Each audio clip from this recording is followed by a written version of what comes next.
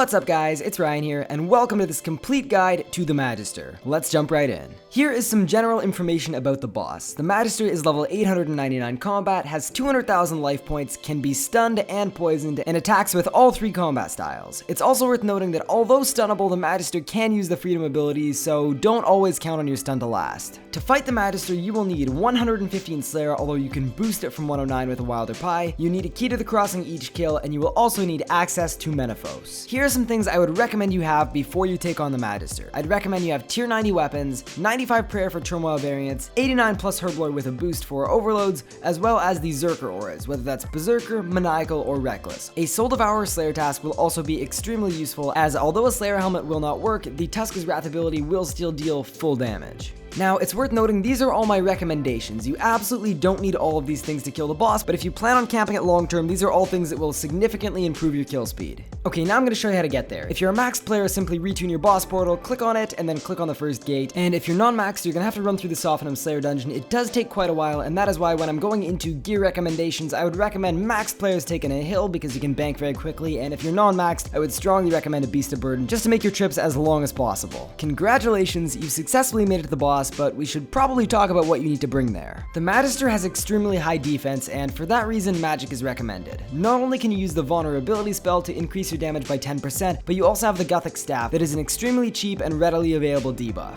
As a general rule for gearing, you want to use the best damage per second gear you have, but unlike a lot of different bosses, you want to prioritize hit chance over damage. So a perfect example would be the Amulet of Souls versus the Reaper Necklace. Because the Reaper Necklace can add up to an extra 3% hit chance, the Reaper Necklace will be better. Now, it's also worth noting that this boss is poisonable, so if you have Dread Nips, they're absolutely worth bringing, and the exact same can be said about weapon poison. So, now you know how to get there, and you know what to bring, but how do you kill this thing? I'm going to be going through every single mechanic one by one. I'm going to explain what they do and the best way to counteract them. I'm going to start off by going through the mechanics that occur on all phases regardless of what part of the fight you're in, and then after that I will go into each phase specifically and talk about what changes during the fight. After this, I'll show you guys a full kill with magic, and then I'll also show you guys a full kill with melee as well in case that's the combat style you want to use, and then by that point hopefully you'll have a pretty good idea of how to kill this boss. The first attack we're going to talk about is the dodge this attack. The Magister will throw a vial at you, and this will explode for 4,000 damage if you let it hit you. I would personally recommend just running away from it to avoid it, but you also have the option to step behind it and then click on it, and you will actually kick the exploding vial back towards the Magister. This will hit the Magister and any minions that have spawned for 4,000 damage. The reason I'd recommend running away from it as opposed to clicking on it and reflecting it is because sometimes the timer on it doesn't actually pop up. It's an NXT bug, and because of this, a lot of the time you won't know how long you have until it explodes. Okay, the second mechanic is super easy. The Magister will begin to heal, and at this point all you need to do is use a threshold on the boss and the healing will stop. This mechanic really isn't dangerous at all, and even if you can't fire off a threshold or it misses, it honestly doesn't matter. The Magister doesn't heal much and it doesn't hurt you much either. Okay, next up let's talk about a slightly more dangerous mechanic, the minions. The Magister will summon up 2 minions of a random combat style, and they both have 10,000 life points. The damage from these minions can really add up, and if it's early on in the kill, I would strongly recommend killing the minions as quickly as you can and then getting back on the Magister. If you're almost done your Magister kill and you're in the last 50k, I'd recommend just staying on the Magister, keeping your soul split up, and you should be able to kill the boss before the minions can do too much harm. It's also worth noting that if you kill one minion and leave one minion alive, no more minions will be able to spawn for the remainder of the kill, even if the kill takes you 10 minutes. So if you're killing the boss quite slowly and you keep getting minions over and over again, what you could easily do is just leave one alive, and that way the Magister will be unable to spawn more. This works out really well if you go by the combat triangle, because for example, if you're using magic and you get a melee minion and you leave it alive, it probably won't hit you too much and you can just continue to do the rest of your kill, no problem at all. I put this to the test and I was actually able to kill the Magister in legacy mode by doing this, and the very first minion that came out at the very beginning of the kill remained for the entire fight. The next mechanic we're going to talk about is the shockwave attack. The Magister will slam a staff into the ground and a ranged attack will shoot through the ground and hit you. There are two real ways to avoid this. Option one is if you're really quick and you're on a low ping world, you can swap to a shield and use resonance to get a heal, and option two is to quite simply tank it. I found in my 700 kills that I've done at this boss that the easiest way to get rid of this mechanic is to quite simply tank it. It doesn't hit that much, about 2,000 at maximum, and you can easily soul split that back. This next mechanic is the most important one by far. If you deal with this one properly, you can actually do no food Magister kills, and that is by utilizing the resonance ability.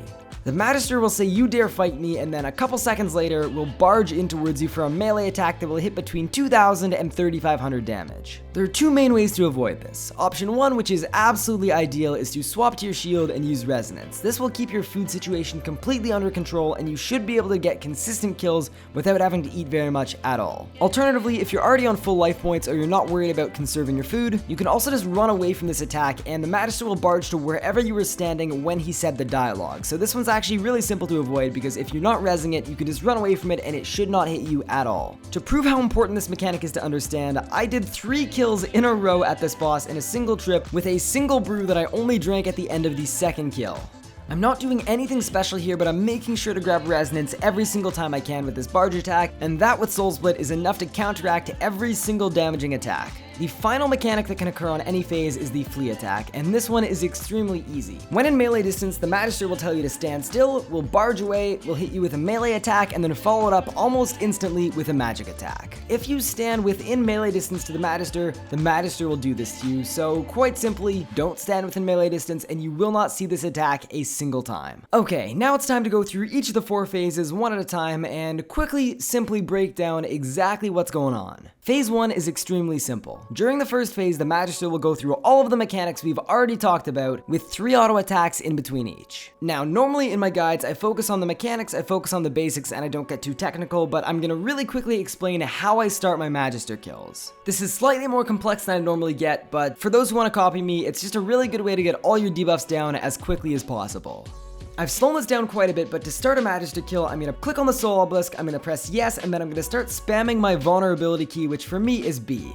At this point, the Magister is going to spawn, and I'm going to click on it, and at that point, it should instantly cast a vulnerability. The reason I have a wand equipped is just in case that vulnerability misses, so that I can recast it as quickly as possible. After that, I'm going to switch to my Noxious Staff, I'm going to use Sonic Wave, and then after that, I'm going to switch into my Gothic Staff, and use the Gothic Staff special attack. The Sonic Wave will give an accuracy increase to the Gothic Staff, which will almost ensure it hits. If it misses, it can be really annoying because that's 25% adren you're never getting back. Now, if you've got a Soul Devourer Slayer task, I'd recommend waiting until you have Sonic Wave off cooldown once again, use Sonic Wave, and then drop that Tuska's Wrath, and that should hit 15,000 damage every single time. That's basically just a suggestion as to how I would start my Magister kills. It's a good way to get all the debuffs up quickly. Is it the best way? Is it the only way? Absolutely not, and feel free to experiment and figure out for yourself. As long as you're starting the kill with your debuffs and you're getting it to 150k, that's a very successful P1 and you're doing it the right way. The mechanic that's added in phase 2 is so easy I don't even need backing footage. Once the Magister reaches 150,000 life points, the Soul Obelisk that you clicked on to start the fight begins to drain your maximum life point. As your maximum life points get lower, you'll be easier to KO and your food won't heal as much as it used to. To counteract this, all you need to do is periodically drink a super restore and it will actually keep your stats all the way at the top. And that's literally it. As soon as you realize that your food isn't healing the amount it's supposed to, just pop a super restore and you will be absolutely good to go. That's it for phase 2. In phase 3, things get a little bit more complicated. As soon as the boss hits 100,000 life points, a second obelisk will open up on the south side of the arena.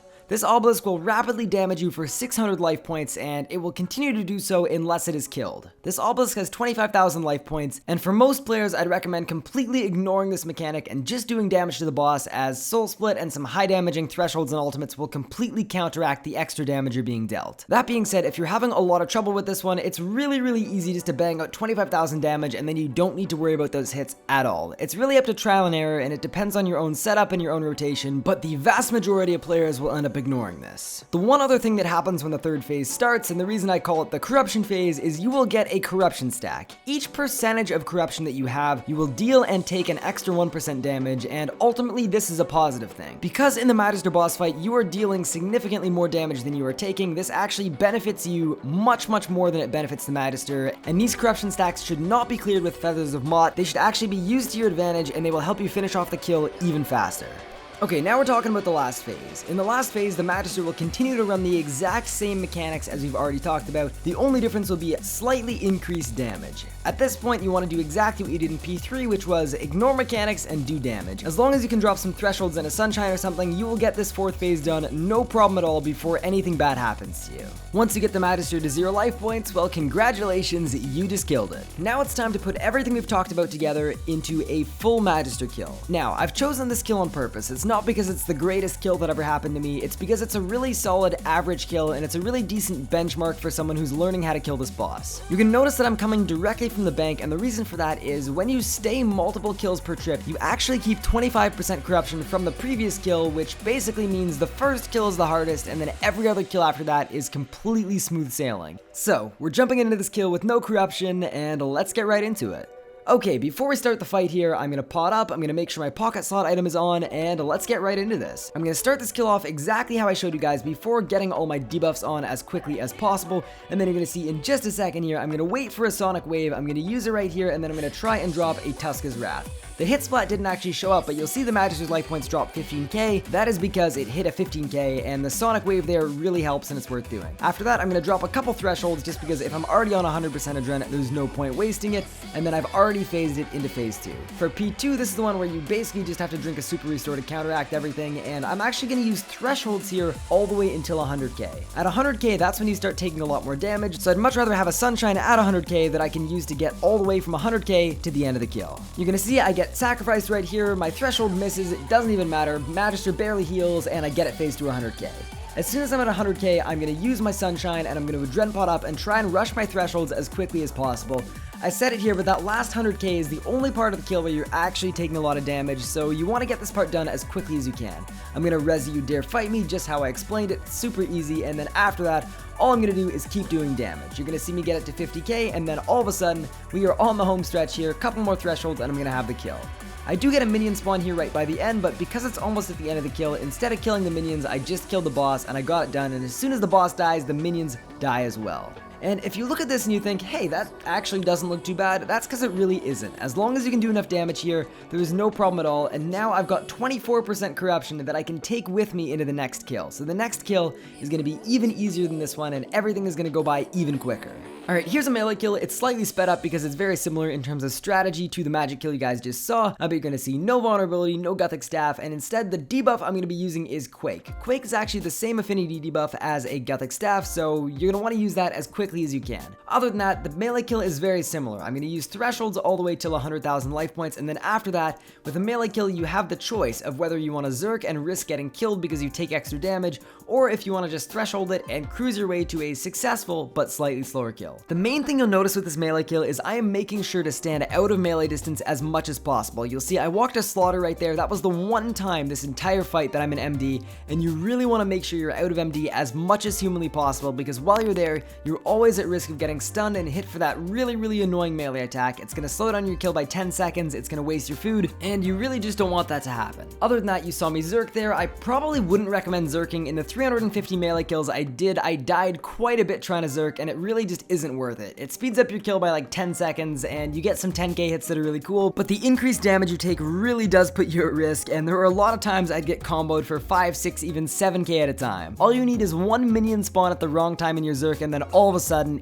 instantly straight to Death's office. We've talked about how to kill this boss, but why would you want to kill it? The Magister drops Phylactery, which when clicked on will give you a random number of scraps of scripture. With 300 scraps, you can make yourself a tier 92 Khopesh weapon. On top of this, the boss drops the Gloves of Passage, which are the best in slot dual wield gloves. The Magister also drops the Soul Fragment, which is a pet. It is required for the insane final boss title and has a 1 in 1000 base drop rate with a threshold of 200. And that's all I've got for you guys. Hopefully you enjoyed the video. If you did, feel free to leave a like, dislike if you didn't, all that stuff. If you have any questions or comments or concerns or anything like that, comment section down below is the place to put that. And other than that, hopefully you all have a fantastic day. Thank you all so much for watching. Have a good one, and as always, peace out.